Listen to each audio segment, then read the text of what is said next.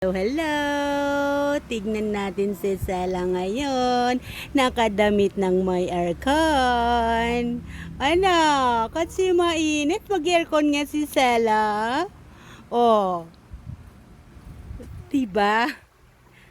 Wala sila niyan. Si Sela lang meron. Oh, ay, naka-aircon siya. Ay, nako. Ayan, papakita natin. Ano daw ang gamit ni Sela?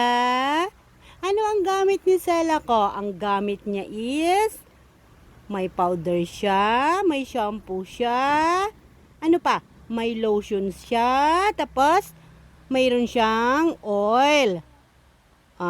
Papakita natin ano daw brand. Okay, papakita natin ha.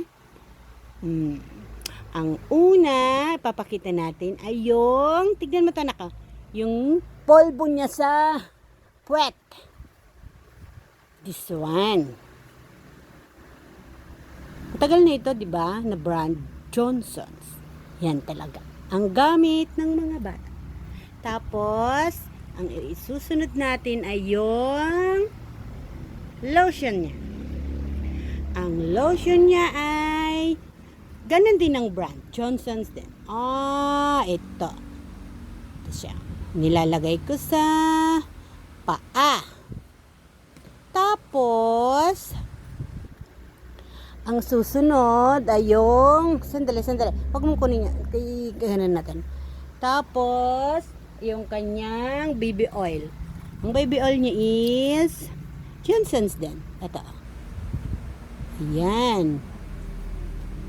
Ito, pag naglilinis ako ng tainga niya, nilalagyan ko ng konting oil yung bulak para hindi siya masasaktan ganun.